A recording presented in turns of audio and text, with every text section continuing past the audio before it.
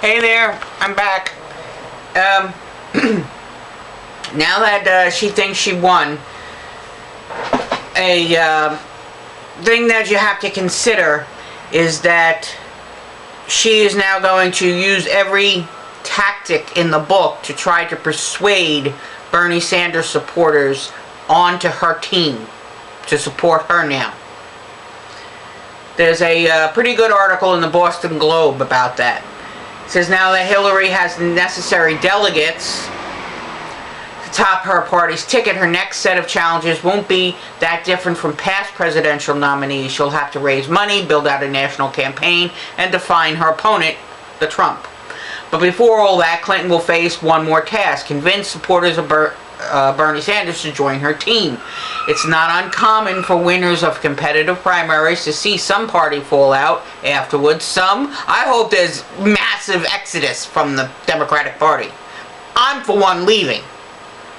Clinton knows this challenge well from 2008, when many of her supporters remained sour over her loss to now President Obama. But experts say the path forward for Clinton is a bit more complicated because many of Sanders' supporters are not Democrats. See, a lot of them are independents or even green or liberal. Some were Republican. Anyway, in 2008, there were a high number of Clinton supporters who were still dyed-in-the-wool Democrats, and there was no way they were going to vote Republican, said Liz Smith, a Democratic consultant who served as deputy campaign manager to Martin O'Malley. But with Sanders, many of his supporters are now voters are independent, so it's not as obvious that they still will vote Democratic. That being said, I don't believe that when it comes to November that they're going to pull the lever for Trump. In the 5 months until Election Day, there are a few things that Clinton can do to make sure Sanders supporters picks her over Donald Trump, or don't leave their presidential ballots blank. I'm writing in Bernie Sanders. As number one, make inroads with the youth vote. As the Democratic Party moved from Iowa to California over many months, the demographic makeup of who supported Sanders and Clinton didn't change all that much. Women predominantly supported Clinton, and more men supported Sanders. I don't believe that. The greatest disparity between the two candidates were among the members of minority groups who favored Clinton, and among young people who overwhelmingly backed Sanders. Yes, the young people, yes. But I think Bernie did very well with Latinos and Native Americans and Asian Americans. So if you look at the polling, the one group of Sanders supporters that should organically drift to Clinton are younger voters, but at the moment that's not a given, said Tim Malloy, assistant director of Quinnipiac University poll. Her honesty and trustworthy poll numbers are the reason why these young people aren't going to be with her before, and not now either. She needs to win them over. He goes on to point out that most of these new younger voters don't even know Clinton all that well, at least compared to their parents who first came to know Clinton as First Lady. Memories of Whitewater, Monica Lewinsky, and Clinton's tribulations with health care are distant, if they even exist at all, with the younger voters. It's possible that for her to win that group over, she just needs to introduce herself. Don't trust her. Read up. Like she said, do your research. Well, I know I did my research, and this is why I'm definitely not supporting her. She could come to my house and promise me a fucking $1 million, and I would not support her. 2, highlight more of the issues that Sanders has highlighted. During his campaign, Sanders didn't sell himself as much as he did the concept of a political revolution. That's an opportunity for Clinton, the Globe says. One way to appeal to Sanders supporters who emphasize the issues that Sanders did and do it in a big way. She agrees about expanding Social Security. She didn't before now. Why now? Pandering much? Robust Wall Street reform. She's, even in this cycle, she's accepted money from Wall Street banks or Wall Street firms. I think it was in April.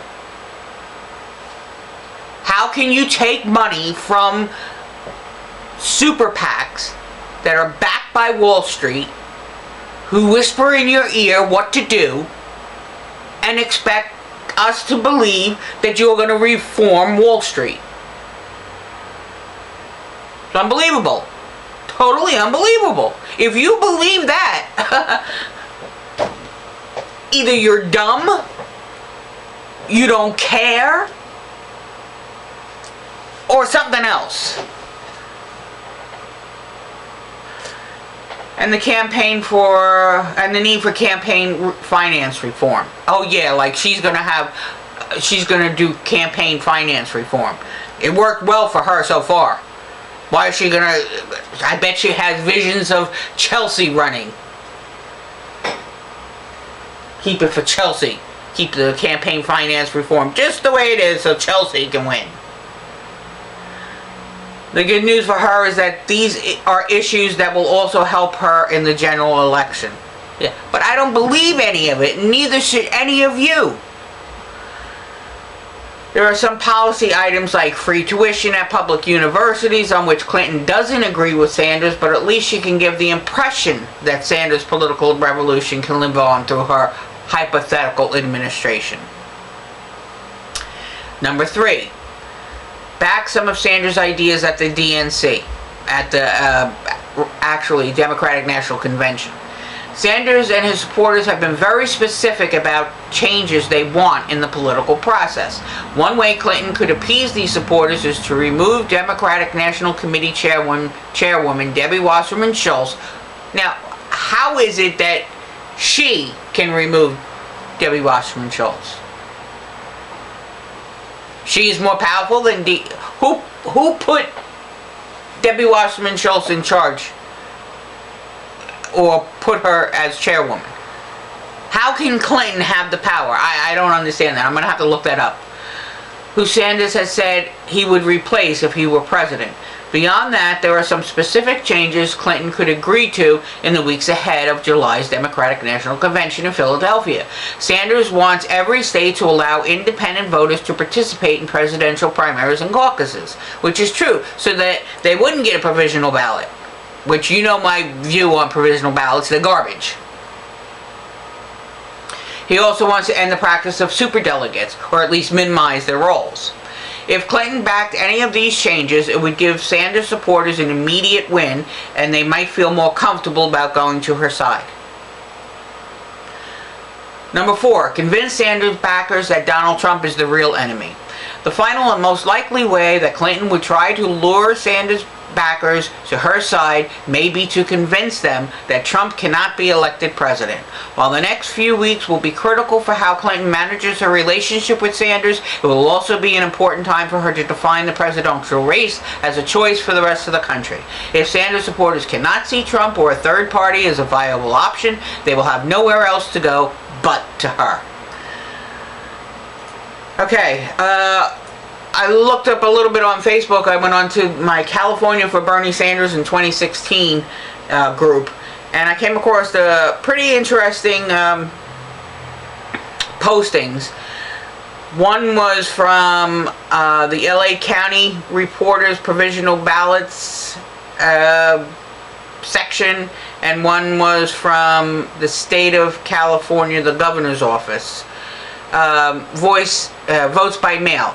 County elected officials report first to the Secretary of State by July 5th their counts. Okay? Then the Secretary of State will have a list by July 9th after he reviews and approves it. By July 9th he has to notify it, but then he certifies it on July 15th. And the convention is July 23rd, or the 25th to the 28th, I think it is. Now, I also read that 18 million newly registered voters. I had quoted 6 million in my previous. It's 18 million new registered voters.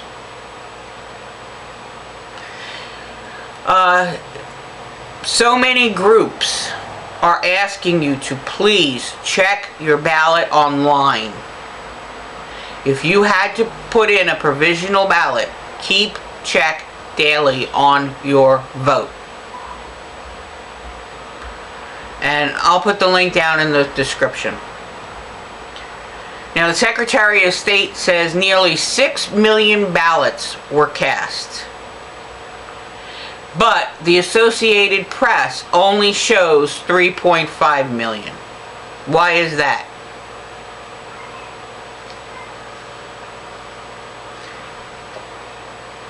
According to the Secretary of State's listings online, 17,915,053 registered voters came out to vote.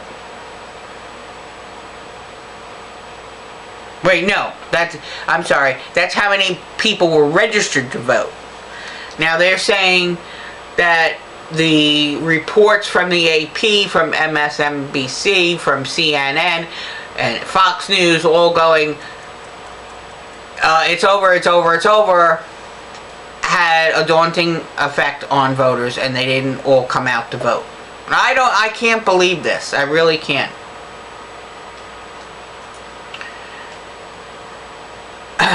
Now, Clinton sets trap to seduce Sanders supporters. This article outlines strategies the shrewd, corrupt lawyer will probably employ to lure Sanders backers to her side. Remember, she was a lawyer. She still utilizes those tricks and techniques that she learned in her campaign. The article that I just read in the Globe advises she needs to give the impression. So now we have to be vigilant. We have to be critical thinkers. The corporate political establishment will kill the budding revolution by baiting us with false promises and more of nowhere to go but me or Trump threats. The Trump threat is a crafty ploy and less of a threat than Hillary establishment. Worst case scenario. A Trump win would mock the United States. So the revolution intensifies as moderates awaken and move left, and minorities further insulted to greater action. Impeachment, 2018 Congress overthrown. Yet, if insidious Hillary, revolutionary lull to sleep of death, I promise to adamantly volunteer to take votes from Hillary no matter what her empty promises be. What? I don't know. But I thought that was good. I read the first 6-7 lines and I didn't read the last couple of lines. I thought the person spoke English. I think she doesn't, her native language isn't English. But in any case, it's true. We have to stay vigilant. We cannot allow us to give up. We have to work on superdelegates now, because if these votes are counted and he gains more state delegates, then Clinton loses or wins by less of a margin, he'll have more pull at the Democratic National Convention in Philly in July. So, at that point in time, that's when, and from now until then, I think his campaign is working on it as well as us. Oh, talking about delegates, I can't believe it. I read a little quip that, and I didn't click on the article, go to the article, I don't even know if they had a link, that The Hill reported that Elizabeth Warren has come out to say that she will be supporting Hillary Clinton. How could she do that? How could she do that if that's true?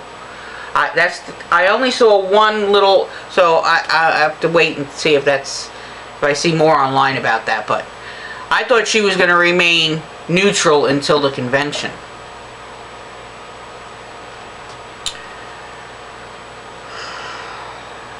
Her points is so Bernie-esque. How could she? Maybe she doesn't want to lose her career. Maybe she figures if she loses her career, or maybe she figures she could influence Clinton if she stays on her side. I don't know what her thinking is.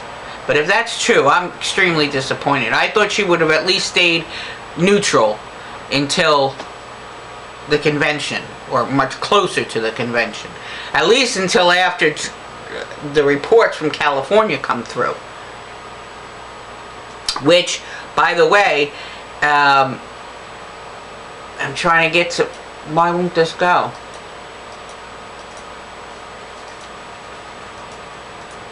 I'm having so much trouble with my computer lately. It's like I know I'm being...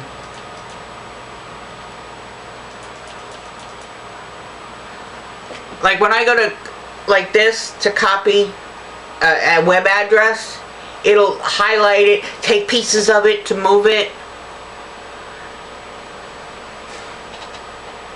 It won't allow me to do a lot of crap that I normally do because I know they're fucking with me. Call me weird, a conspiracy theory, but I know. Because I don't call her nice things a lot of times. Alright, this is definitely important. Here's an attorney. I haven't looked into verifying this, but it seems legit because she's asking us to report to Election Justice USA as well as report to Bernie Sanders, so it sounds legit. She writes, I'm an attorney and also served as an inspector for yesterday's California primary. I was responsible for one of the precincts in the city of LA. I experienced significant problems that required voters 25% in her precinct to vote provisional for one reason or another. I was told by a person answering the poll workers hotline last night that it is likely that provisional ballots will not be counted. We must pressure the Secretary of State to count these votes. I drafted a letter documenting the specific issues that I observed yesterday and emailed it to Bernie Sanders' voter protection team at voterprotection@berniesanders.com, and I sent it on to justice@electionjusticeusa.org. If you know anyone who was a poll worker yesterday and experienced problems, please provide this info to them and ask that they do the same. If anyone knows of any other groups planning to pursue legal or other actions against the California Secretary of State to make sure all votes are counted, please respond to this post. I'm available pro bono to help out any way I can to make sure California had a fair election. So it seems, it sounds legit to me. And her advice is good. So, any poll workers from California out there, as a matter of fact, any poll workers from any of the states, if you came across anything that you found completely wrong, or New Jersey, I know a lot of poll workers had issues here too. They couldn't get through to the poll worker helpline. And yeah, that was something I had. When they started reporting the results, Cumberland County, is it Cumberland? Yeah, Cumberland County was at 29% reporting results. Clinton had one vote. This is what it says. One vote for Clinton. She had, which was 66.2% of the votes. Okay? That's a pretty wide margin of votes just for one vote. Okay? But then you go down and you look at Bernie Sanders. Bernie Sanders had 978 votes. But guess what his percentage of voting was? 33.8%. Does that even make any sort of sense?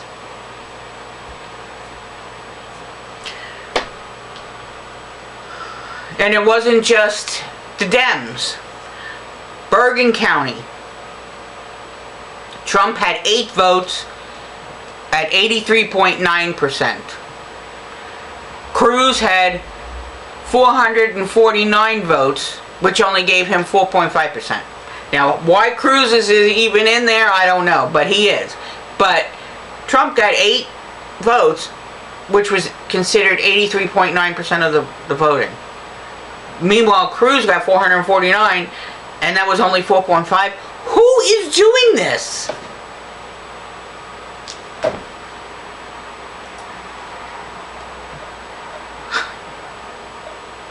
Just unbelievable. Just like crazy unbelievable. Now, Election Justice USA, they made a posting. At Election Justice, we're combating, the rampant election fraud. We have state and federal court actions in play. We need you to do your part. You voted. You want your vote to count. Take this extra step. Share this and share it everywhere. I'm going to put the link down in the description below. If you had any issues at all in voting, even if you ended up being able to vote, but you had experienced issues, please complete our online affidavit form. It's short, it's simple. The only thing that might be a little bit long is your explanation. Whether yesterday or 2 months ago, we still want to hear from you and your complaints today. And then they put the link. You can take action to help us fight for justice and our basic rights to vote. Thank you for your active participation. P.S. You can check your ballot status here. And then they put the link, and I'll put the link in my video too. And we need to share this. We need to get this information out to California poll workers, and we need to get this information out to, because they're compiling, they have a program that's showing how much issues have been going on. And they do follow up with the people. If, let's say, you submit a report and they have secretary will call you and say, have you checked your ballot? Did it go through? And then you are supposed to then call them back when it finally goes through and say, yes, it did count, or no, it didn't count. This way they can keep track of this. Because the government isn't going to do it. Because the government is Clinton. At this point in time, her fucking tentacles from her Medusa head has overtaken this fucking government. So they're not going to do shit like this.